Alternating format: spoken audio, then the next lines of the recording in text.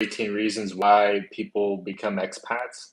And I think it's fitting as my hair becomes a little bit more gray with each year to get into this one. So the first thing,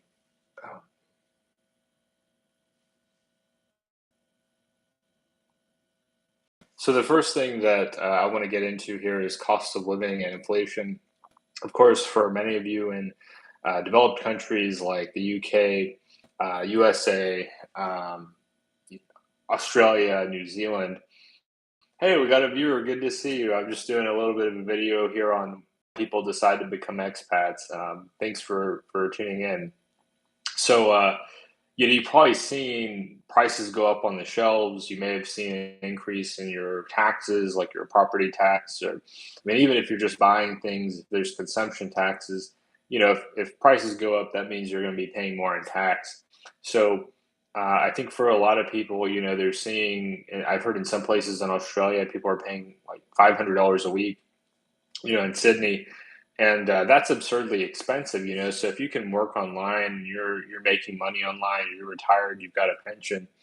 Um, you're looking at prices and you're thinking, wow, especially like if I'm on a somewhat limited income, if a person's not wealthy, then they're looking at their bills and they're thinking, is it cheaper elsewhere? Even if I were to go to places close as like Mexico, what would my expenses look like? What would my lifestyle look like? I think that's a valid concern and definitely worthwhile calling out.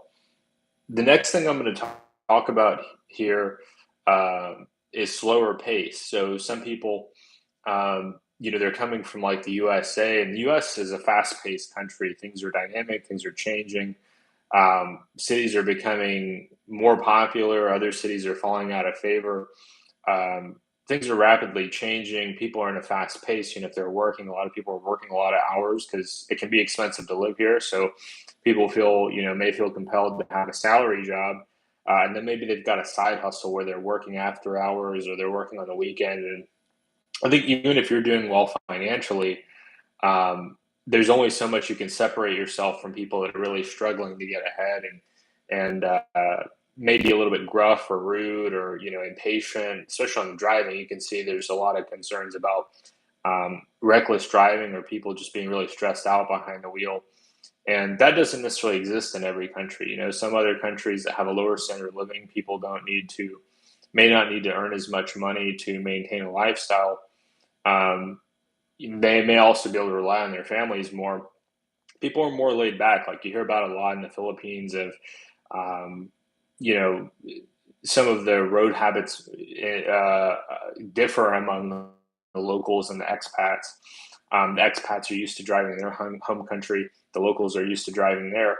But people aren't like, fighting and stuff like that. They might toot their horn to let, the other people around know that they're there, but it's not necessarily like this, you know, you purposely wrong me type of thing. Sometimes you run to the US if you inconvenience somebody or maybe you forget something. It seems like people really take that personal where, because it's just a function of the value of their time. So they feel like if you waste their time, you waste their money, or you cost them. And whether that's fair or not, some people, they just don't like that kind of thing. They want to get away from that.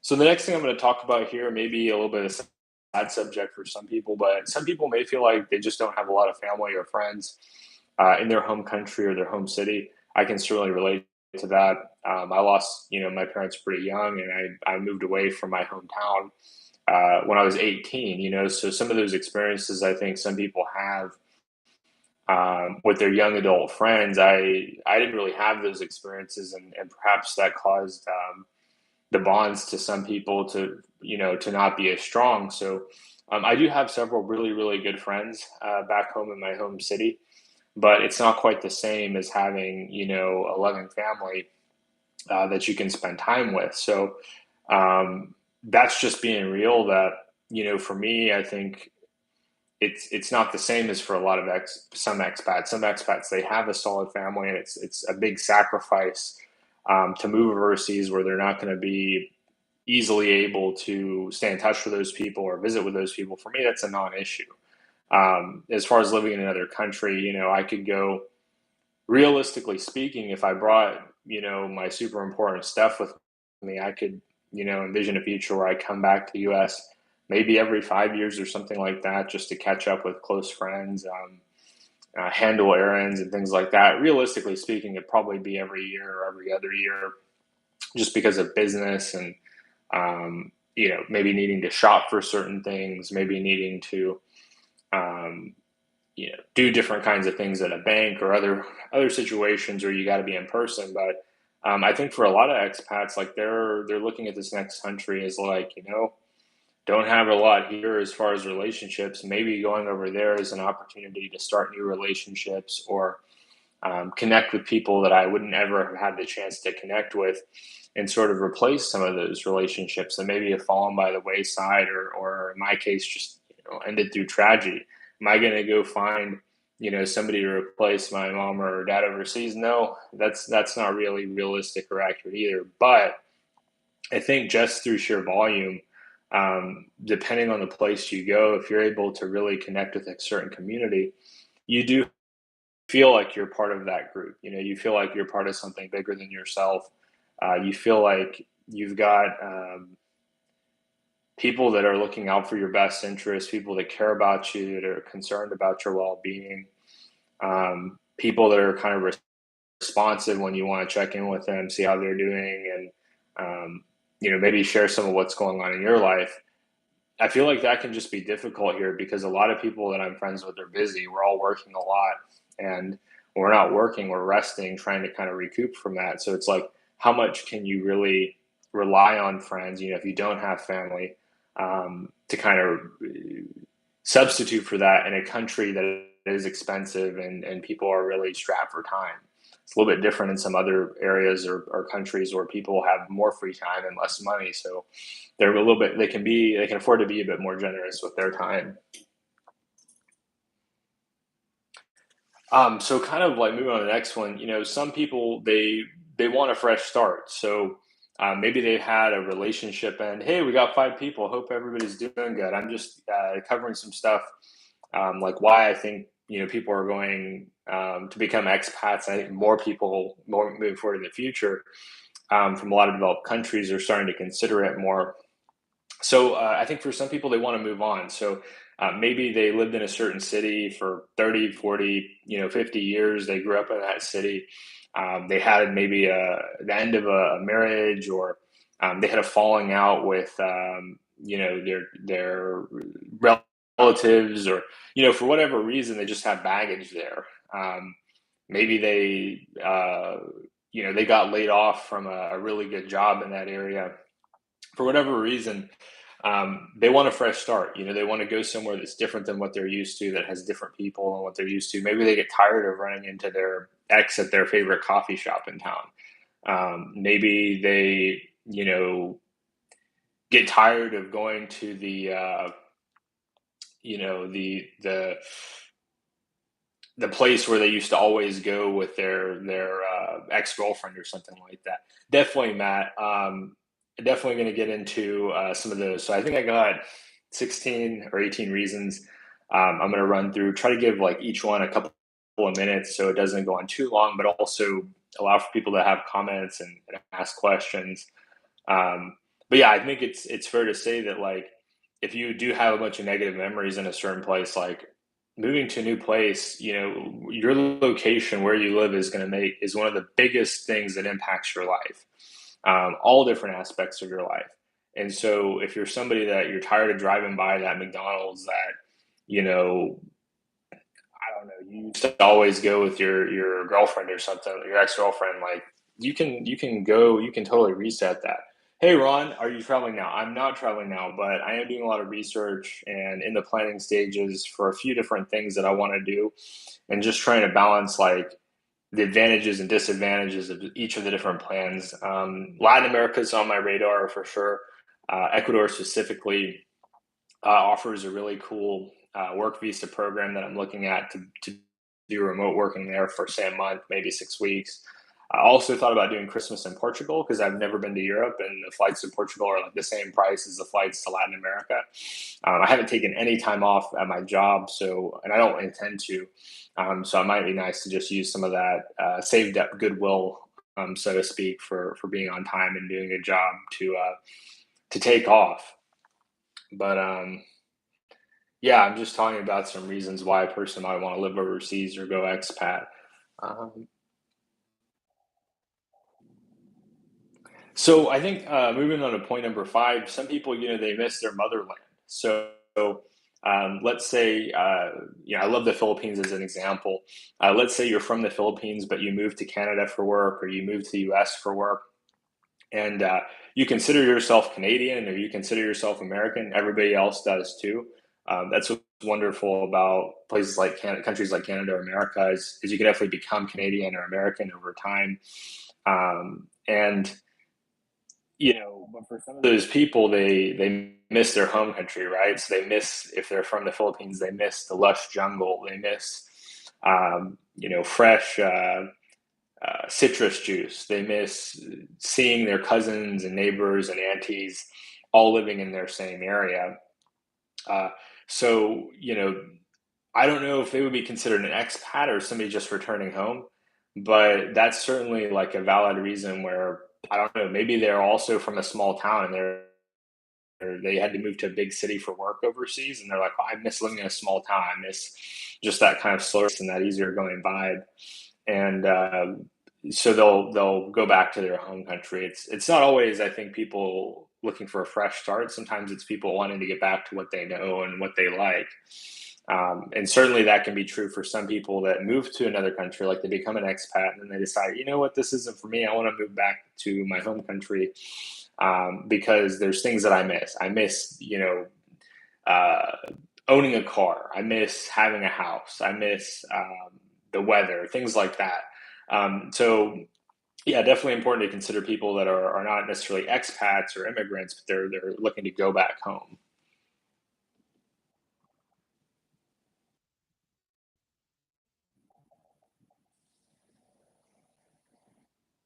So sorry about the pause. I just had to move down my list. So kind of the next reason some people might want to go expat is, um, we talked about cost of living. We'll probably dovetail into that at the end, just because that's, I think, the biggest reason a lot of people are motivated to become expats or live overseas is their home country has just become so absurdly expensive. Ron, when am I traveling? Um, I think as early as November. Probably January or February at the latest. I'm As things are reopening, I'm having a harder time kind of narrowing it down to where I'd like to go, and you know that's part of the tough part of traveling, is picking one or two or three places that you want to go in a trip, because you can't go everywhere, right? I wish I could go both to new places and to places that I've already been, that I have friends and people that I like, people that I want to see. But ultimately, that's one of the major decisions. Do I want to go somewhere new, or do I want to go somewhere I've already been and I really enjoy? I lean toward going somewhere new, um, but there's nothing wrong with going to places I've already been. So the next point that I'll get into here is they want a country life or a city life. So for me, I live in the San Francisco Bay Area. There's 8 million people here. They're crowded everywhere. I have to look out my front door of my apartment building before I open it to make sure nobody's walking by. It's really dense. Except for late at night. Even late at night, there's people walking around. Like people walking around on my block, even at 9, 10, 11 p.m. But some people don't like that. They work their whole lives in a big city. A lot of people, they move out here for the tech industry, like I did, and it's great for work. Like I need to make a solid career. I need to earn money, save money, put back money toward retirement, toward my expat goals. And so this place serves me perfectly for that. There's more opportunities than I'll ever have the time to work. Right. So if I need to go get a new job, even though I love my job, I'm not looking for a different job. If something came up and I needed to do that, it's so easy to find a new job here. But at a certain point in my life, I'm going to have enough resources where I'm not living in locations based on the opportunity there. I'll be looking for places that I like just because I like those places, right? And so I may move to a small town when I become an expat, just because I have that opportunity. Where here in the U.S., it's hard to live in a small town if you're not retired, if you're not independently wealthy. You may find that you're able to apply to all the employers in that town within a week or two, and if you don't get a yes from one of them, you're stuck commuting to a bigger town. It just becomes challenging. But if you're not relying on a job to make money, you're not relying upon being in a certain industrial city. You could choose to live in Isan. Isan is rural Thailand. You could choose to live in the province in the Philippines. There's other places that you could live where you're not going to necessarily be committed to the traffic and the hustle and the bustle. Next, some people want different climate or weather. So I'm spoiled here by the amazing weather in California. It's almost always sunny, between 55 and 70 degrees most of the year. But where I'm from in Tennessee, it gets extremely hot, and it's extremely hot and humid for a good chunk of the year. But if you're somebody that you live in, say, Tennessee, and you don't like the heat or humidity, there's options for you to choose places that don't have as much humidity, don't get as hot, or if they do, there's a beach there, right? So there's no real beaches in Tennessee. But if you're somebody that likes beaches, you may find a beach in the Philippines or a beach in Thailand, beach in Mexico, that's more your speed, and that's something that it's harder to compromise, right? Beaches aren't everywhere; they tend to be high demand and popular because it's kind of in part a limited sort of experience. Like there's that's the attraction, right? The next thing is adventure. So right, so some people they just feel bored, right? They things have just gotten like Groundhog Day. I think that's a common one that expats throw around is like every day just felt the same. I get up, go to work, come home, go to bed, rinse, repeat, until the weekend. I might watch some TV. But really, I'm just trying to recoup or rest. And when you are financially independent, when you can afford to move overseas, maybe you have an online income. You can really mix it up. You can do all kinds of different things. You can structure your day very differently than what you may be used to. If you're somebody that wants to go hiking twice a week, then you may have the potential to do that. Where if before you lived in an area with none of that opportunity, or maybe you've done all the hikes 100 times, it does introduce that variety back into your life. It does introduce that feeling of like, I can go and do new things. I can have new experiences, fresh locations, eating different food. Spending time with different people. It's just for me, I like a lot of variety. I like a lot of novelty. I like to have different kinds of experiences in my life, and I found that too much of this same repetition does tend to make me kind of depressed or kind of down, where I just feel like, I got to get up and do it again. Where when I'm traveling, when I'm living abroad, I don't really have that experience. If I get bored, I can just go to a different town, or I can try something I've never tried before that I didn't even know existed until I went to that place and heard about it. Or I just wouldn't have been in the mindset to try that thing if I wasn't in a different environment already and had already broken up my routine. Freedom, right? So freedom's potentially a controversial one, depending on how you think about it. But some people want to have the freedom to live, for example, a car-free lifestyle, right? So if you're in the U.S., if you're in a lot of Western countries, you've got to have a car. You've got to own it. You got to maintain it. You need it for commuting. You need it to do your errands. But you may find that if you move to a different country, you just don't need it as much. You may find if you're working online, uh, like, why am I going to have this car and spend all this money and time to maintain it when I could be living in a way that I don't need that? Maybe I take a trike or I take a grab taxi, 2 or 3 times a week, and it's way less money, right? And it's less hassle. You don't have to handle parking. You don't oil changes, maintenance, all that stuff is somebody else to deal with. Um, and that's a real reason. There's also freedom to do different things. So maybe you want to start a business. Maybe you want to start an online business, but it's just going to cost you too much to pay your bills in the US while you get established and start up. You just don't have the freedom to do that, even though you're technically allowed to in America. You may find the finances of starting your own business here online just may not work out. Where if you are spending a lot less money, you've got a lot more time uh, to explore different options. Maybe your first business idea doesn't work out. Well, in the US, you might be scrambling to go get a job to start, pumping money into your system again to pay bills and all that. But if you're living on like really cheap overseas and your first business idea doesn't work out, you may be in a situation where you can afford to explore a second idea. Or maybe your business is going to work out, but you need another 6 months. Well, you could probably get through that 6 months without spending as much if you are overseas, where once again, if you're in a place where you're spending a lot of money, like my rent here is 1,075 a month, I can't really afford to go very long without working. If I have a business idea, yeah, that sounds cool. I'll get to it after work, maybe, if it's not too expensive. But if I was overseas, if I was living on a very small amount of money, more time to read on stuff like that and do stuff outside of my job responsibilities, right?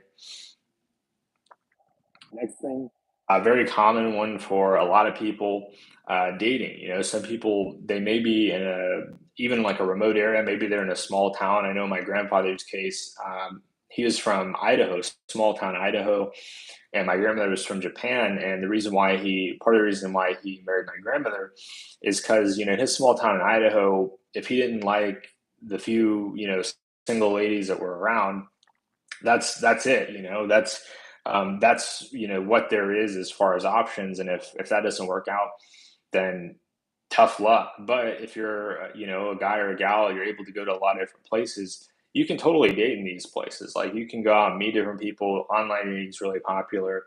It's likely you're going to have a lot of really interesting conversations because you're totally different from that person, right? If you're trying to date people in your area, oh, where'd you go to high school? Oh yeah, I went to the rival high school. Oh, what did what kind of stuff did you do for fun? Oh yeah, I did that stuff for fun too. And some people like that. Some people like that common ground. But I find a lot of people, they want more variety. They want a more interesting experience when it comes to dating.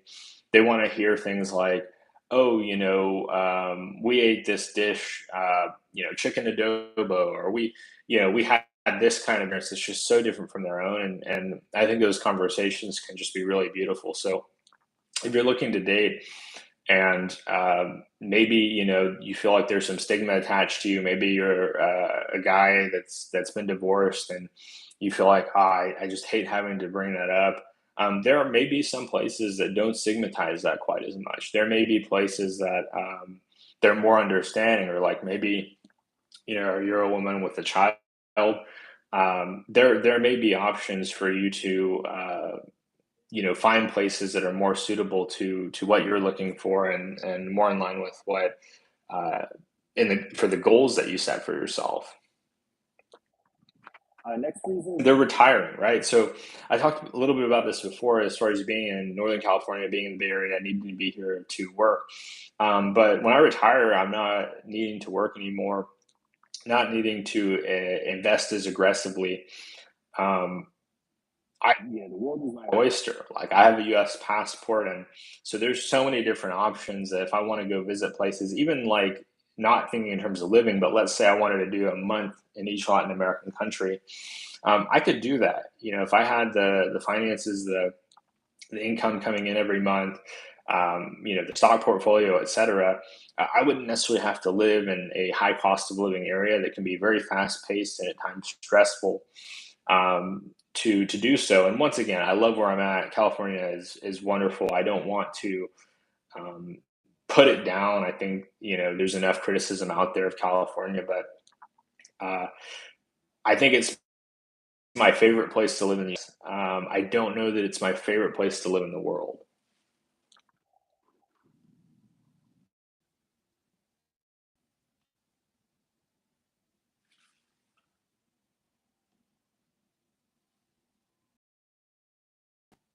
So in the final stretch of the last four, the next point I'll make here is healthcare. So I think that chimed in earlier and mentioned healthcare.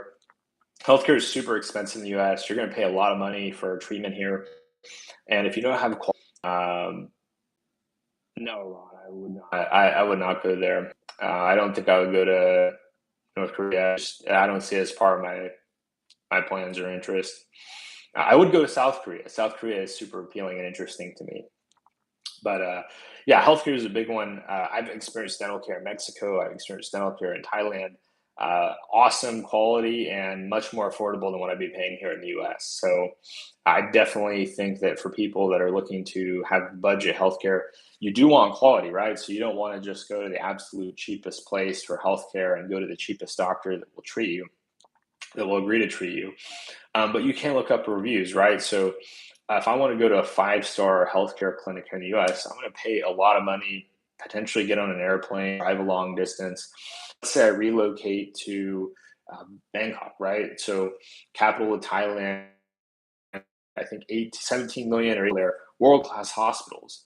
And so if I wanted to get good healthcare, I could get a condo down the street.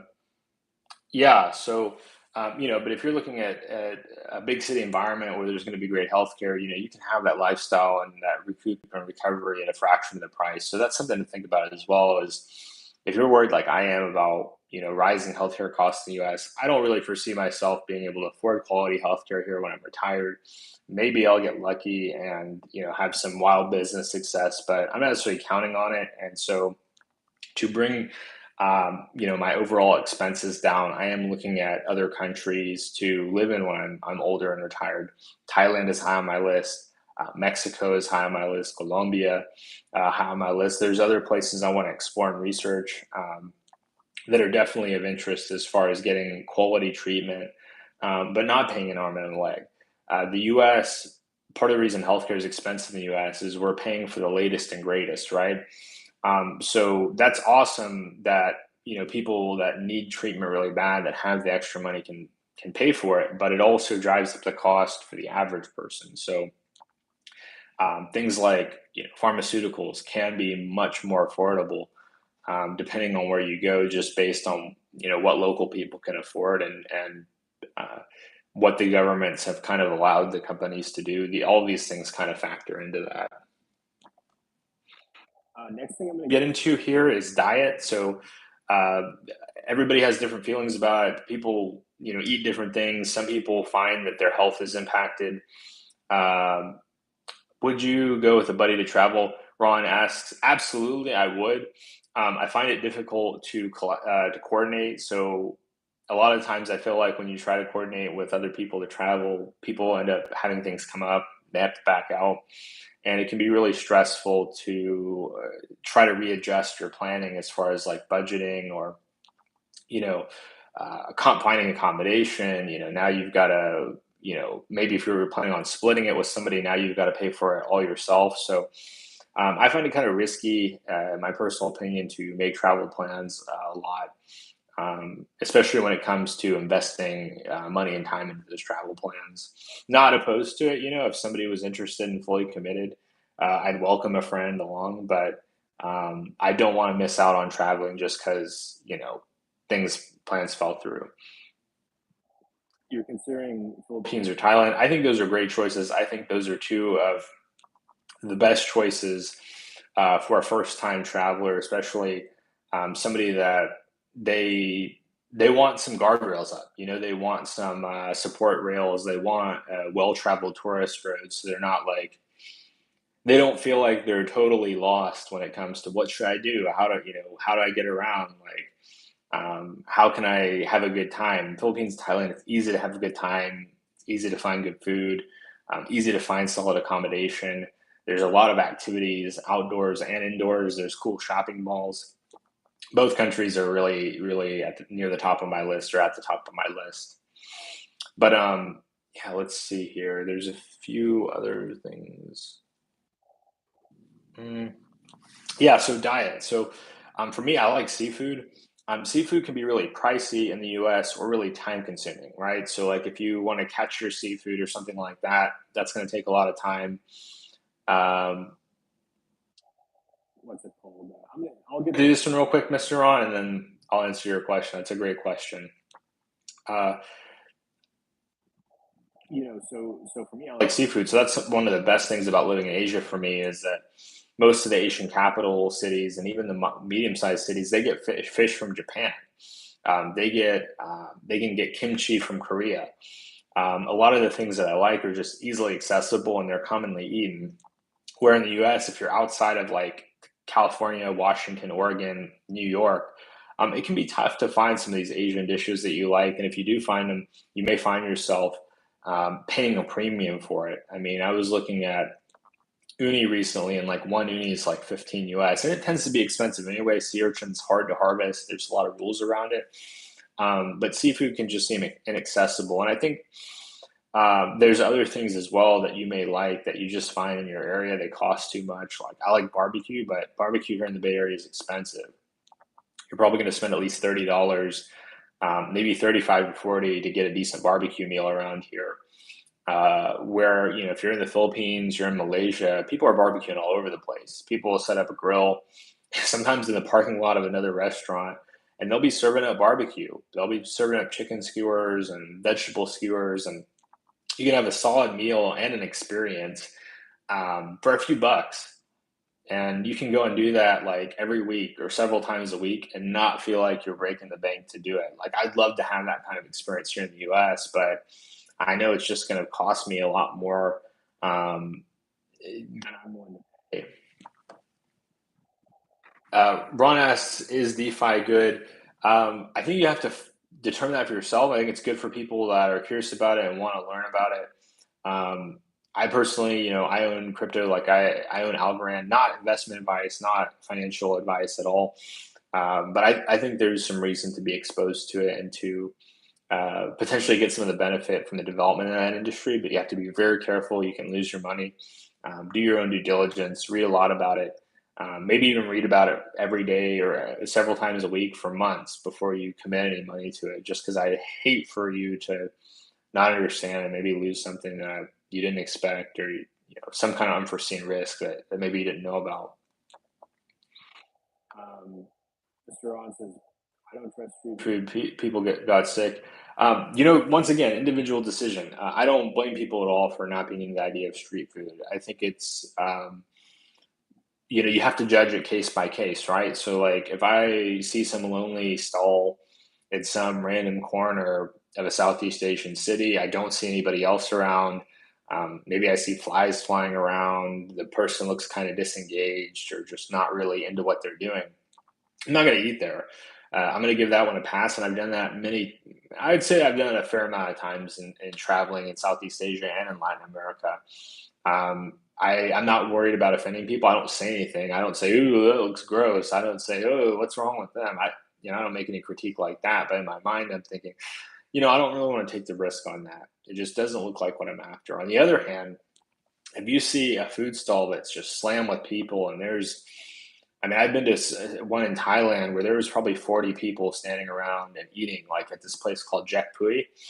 And Jack Pui is considered street food, but it's also been on Netflix. And I also went to a Michelin starred street food noodle cart in Bangkok. So it's you pay like $1.50 equivalent.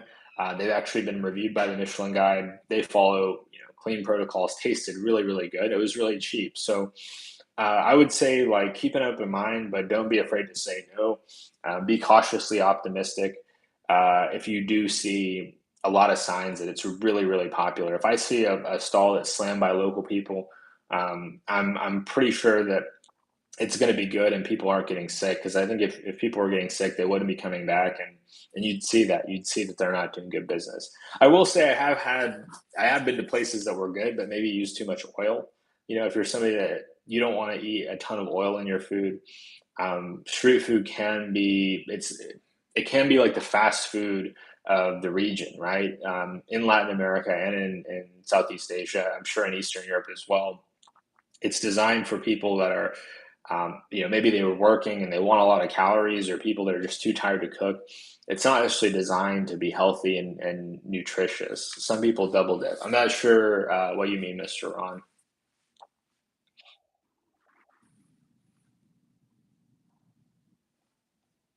Oh, on the sauce.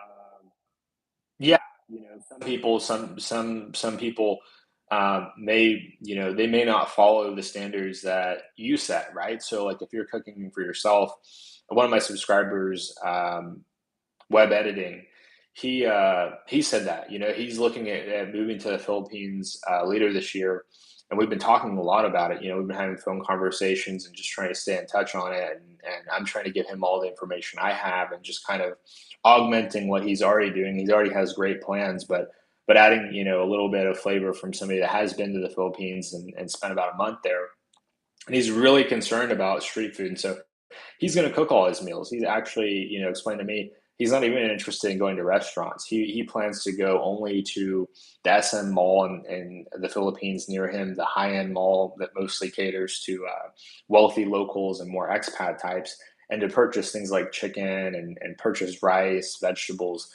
and then cook everything himself. And I said, there's nothing wrong with that. I have no judgment for that. If you want to have that level of control, do it. There's also some people will say, well, can you trust those grocery stores? I say go by rating. I say talk to local expats. You can never be 100% sure, I feel like, about most things in life, but you can um, remove some uncertainty, right? So, like, not going to the local market. Because I've been to some local markets that are awesome overseas. They look really nice, they're well kept, well maintained, all the wares are organized and safe. But I've been to others that just smell bad, and it's clear they're not following proper protocols. I haven't gotten sick, but I've definitely gotten like weird feelings in my stomach, and I've had to become more discerning. Have I heard of Montezuma's curse? Yes, I have heard of that. I have heard of people getting ill from street food in Mexico. I never had that issue in Mexico, so you know I can't speak on that one much. But I've also only spent maybe a month in Mexico. Yeah, I don't drink the tap water in Mexico. I always just drink bottled water. Always pay for it. I don't recommend anybody. If you're unsure about the tap water in a country or a place, don't chance it. Just buy water bottled from the store. I've never gotten sick from water that I bought, bottled.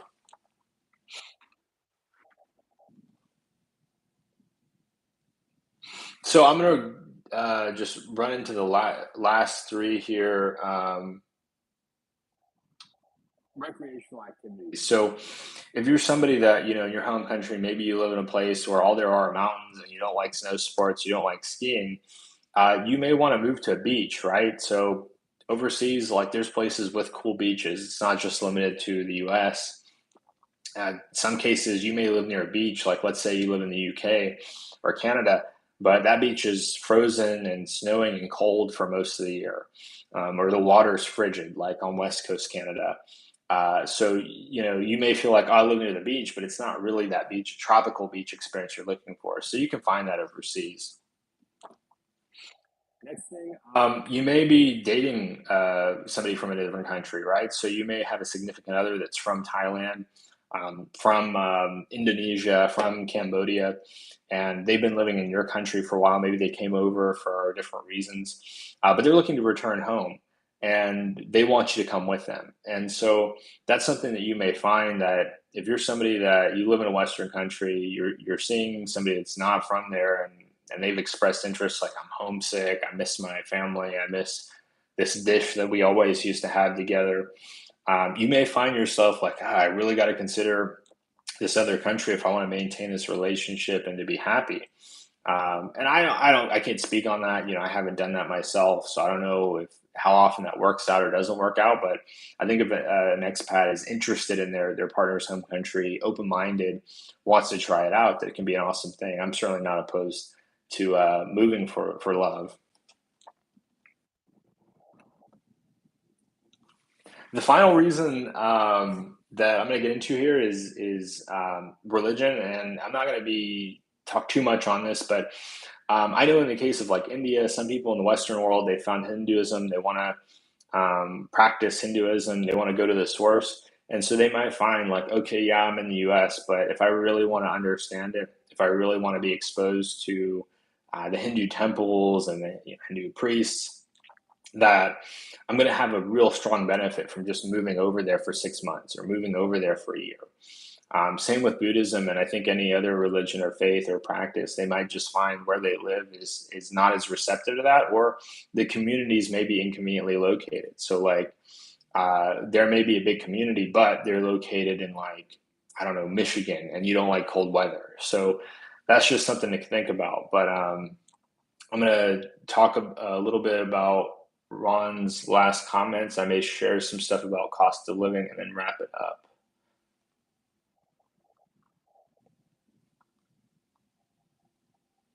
Yeah, I don't necessarily think it's poor country or rich country. I mean, the U.S. has issues with water in Michigan. The U.S. also has issues with, like, in Colorado, hard water that kind of makes you feel dried out. So some of it's not necessarily because the countries that developed or developing status, and more to do just with regulations and accessibility and expense and all of that. But yeah, it's just a lot of these things, definitely are appealing to me. It may be a combination of factors, right? So, like, you may, you know, want a fresh start, not be close to friends and family, and also want to have more dating options, right? It may be none of those things. Maybe it's the weather, it's your diet, it's recreational activities. Don't feel like, if you don't have every single one of these things going on, that you're not qualified to be an expat. I think a lot of people may only have one or two or three reasons, but those are compelling enough to give it a shot. Yeah, I definitely need to travel soon, Ron. I'm getting the itch to travel. I've thought about even just taking, like, if I have a long weekend off, maybe just driving down to San Diego and going to Mexico. What do I think of Eastern European women? I don't really have an opinion. I haven't really dated anybody from Eastern Europe. I haven't been to Eastern Europe. Um, I do have an online friend from Japan that he's married to a woman from Eastern Europe, I think, and they seem happy. So I think it varies from person to person.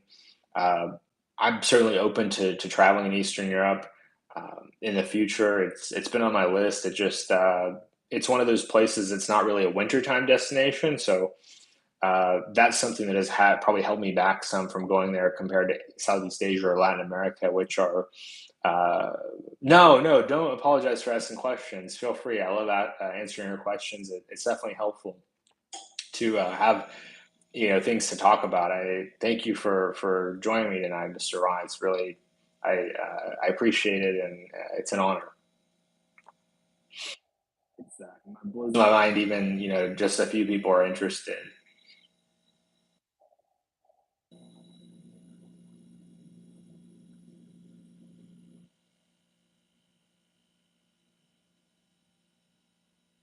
Or you asked me where do I live?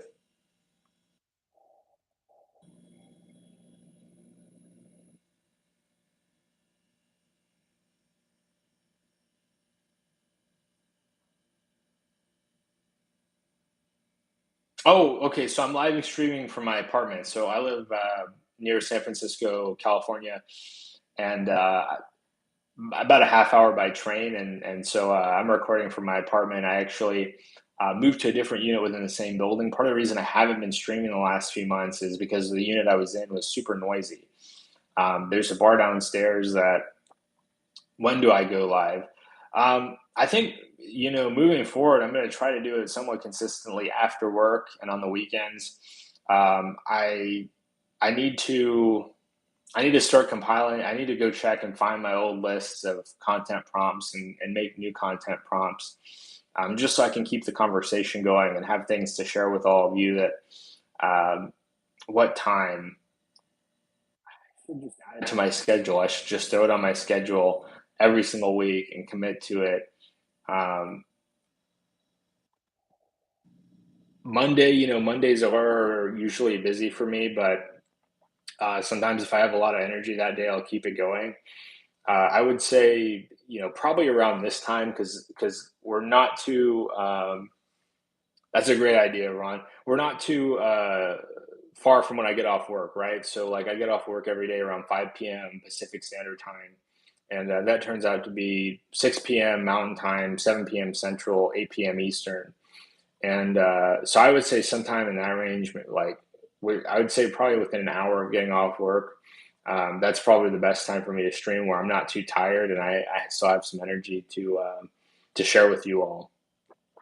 But yeah, I think scheduling this, throwing it on my calendar, treating it like an appointment that I need to make, probably the best bet as far as getting that consistency down and really building the channel because it's been too long. I really need to work toward getting monetized and hitting that 1,000 subscriber mark. And part of that's going to be putting more content out. I do have some ideas that I need to work on. I need to buy a new memory card.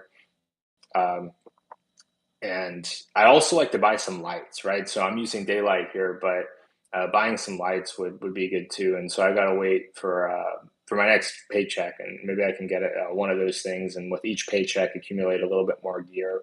I've got to send my Nikon in for service, so um, that when I get that camera, that'll be yeah. Getting the algorithm going, consistency helps a lot with that. Also, um, getting better at creating thumbnails and checking out Google Trends, trying to find out what do people want to hear about. Because I don't know, sometimes um, I don't know what's popular or what's current, and it differs from country to country. It differs from time to time. Some places are more open than others. Some places are better during certain times of year. Some places will allow me to get a work visa easily. I will say there's not that many, but something that's going to, I think, help the channel is just more and more countries offering a digital nomad visa. Because my company said it's cool with them. Like they're cool with me working overseas for up to 30 working days, about 6 weeks out of the year. But they want me to have a work visa. They want me to be able to prove that I'm following the rules of that country and I'm following their restrictions. Wow, Ron, what a small world.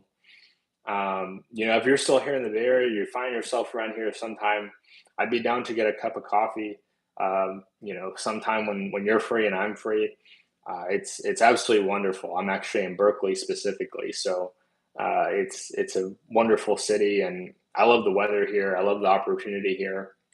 I'm grateful to have found this place. So I moved here about 4 years ago, and I spent some time away, but the Bay Area more than any other place I've been in the U.S. feels like home. It's got the I am, but I'm kind of on a break. So I feel like I need work experience. I need more work experience and to move up a bit. So I put a pause on school while I work my sales career, which is going well. I will say it's going well, and I definitely have an upward trajectory. Yeah, Ron, that's what I'm leaning toward because with school, it's just like I'm turning 30 in a few months, and it's the more time that I put into school, I think it further delays me moving overseas long term. So even if I make less money in the long term by not going to school, I'm going to make more money more immediately, and that will allow me to invest more. And I think that's going to make a bigger difference because that will give me time in the market, and that's really what's a major factor when it comes to investing and seeing gains. I do use Salesforce at work. I use Salesforce just about every day, and it's a great tool. I'm grateful we have that to keep track of everything because I am working a lot of deals at any given time, and it just gets really complex. And Ron, I can't say whether it's good to invest or not. It depends on your appetite for risk. Depends on when you need the capital. If it's maybe an inconsequential amount of money to you, maybe you toss in a small amount each month. I don't think that's the worst thing ever. I hesitate to give investing, even I can't give advice, right? I can't give financial advice or investing advice, but beyond that, I hesitate to even make basic suggestions just because I don't know kind of what you're looking for. If you're looking to grow your capital, if you're looking to get yield, certain cryptos are better for yield, like Algorand yields about 6 to 8%, depending on how you structure your holding. Uh, but the price is also volatile, right? So I bought a fair amount when it was around double what it costs now or triple what it costs now. And my yield on cost has gone down, right? In the short term, if the prices drop by triple, then I'm, in crypto amounts, my yield hasn't gone down, but in dollar amounts, my yield has gone down. So that's something you got to be careful for. And same with buying a crypto to hold, like an Ethereum or a Bitcoin. Some are, some aren't, right? So I'll talk a little bit about my fundamental reasoning for why I support crypto. One, I found out about it in 2012. My stepdad told me it was a scam. I could have bought Bitcoin at $12, and my life would probably look a lot different if I had. So I am interested in crypto. And he told me it was a Ponzi scheme, and I trusted him, which was stupid. And there's a few things that go into crypto and why I believe in it. One, you have a blockchain record, right? So it can't be falsified. Financial documents, sadly, they can be falsified. Companies can lie. Unfortunately, it doesn't happen a lot, but the few amount of times it does happen causes a lot of risk. It raises the cost of investing. It affects the risk tolerance, and there's a lot of negative things that are caused by dishonesty in the financial realm. And so if you have a blockchain, you have proof of the wallet, of the transaction time, the amount that happened in the transaction, and it's something called immutable, right? So immutable in the computer world means that thing is not changeable, and that's very different from a Ponzi scheme where people make up all kinds of crap to create a certain sort of attitude or understanding of a certain thing. I think tokenomics are important. I'd say the other thing, some of the other things are important. Another thing, some people don't trust the government, right? So some people live in places where um, they they can't trust their government, and they want to be able to store money or value or hold some kind of asset that isn't controlled by their government, whether it be real estate, stocks, bonds, land, whatever it is.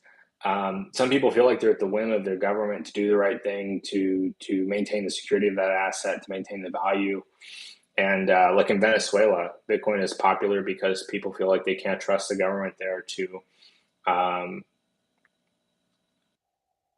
to basically not take their money.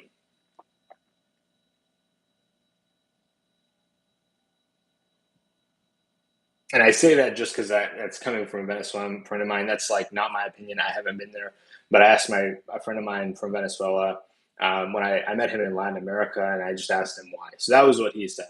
I don't want to criticize or offend anybody, just kind of repeating what I heard from a local. Hacks are a valid, thing. People have to take their internet security really carefully. Don't open up any strange emails. Don't put any of your crypto information into any strange emails. Don't post it publicly.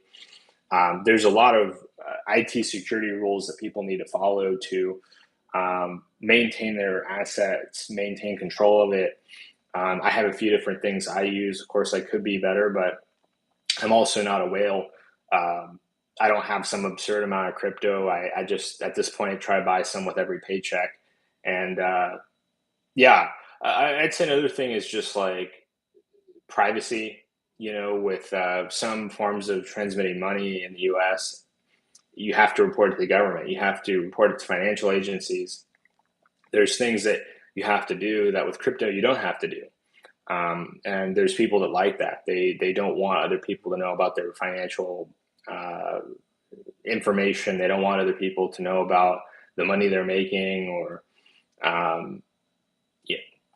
It's sad, some people will misuse crypto. Some people will do things with it in a bad way. Use cases is up there too. Like that's why I'm a big fan of Algorand. Is I personally feel like they just had a partnership with FIFA. They're going to be, I think they're going to be a World Cup sponsor, if I understand correctly. They're also doing stuff with NFTs, and I mean NFTs and tickets. There's another use case. It's sadly it's not uncommon for people to make fake tickets to sporting events and concerts, and to go and sell those fake tickets. there's no way to prove it really on the spot. And good luck trying to find a scammer. They probably rip people off and run away. But with an NFT, it's immutable. You can't change the record of the NFT. You can't change the address. You can't change a lot of the things that bad actors would like to be able to change. And I think that's what's going to continue to cause crypto to grow. I don't know which one will be on top. I don't know. Bitcoin will fall out of popularity. It's not environmentally friendly. It's perhaps not as useful as some other tokens, but uh, the businesses that are around crypto, I think, will keep evolving, and as long as they keep money, they're going to keep innovating, putting money into different ideas, making things faster, more secure. Uh, Coinbase is publicly traded now, so that's even more transparency into the industry that is necessitated by being a publicly traded company and having to disclose financial statements. Something that they're going through right now is a liquidity issue where they just are struggling to have enough cash on the books to fund all the transactions. This is public information, by the way. This is not a critique of Coinbase. This isn't a judgment. I wish them the best and hope the market returns and helps their bottom line. But it is a reality that with exchanges, they need cash. They need money to move back and forth. But I've got some loud music playing outside, unfortunately, so I'm going to wrap up. But thank you all for watching. Definitely share questions below. Let me know what you think, and I'll see you next time.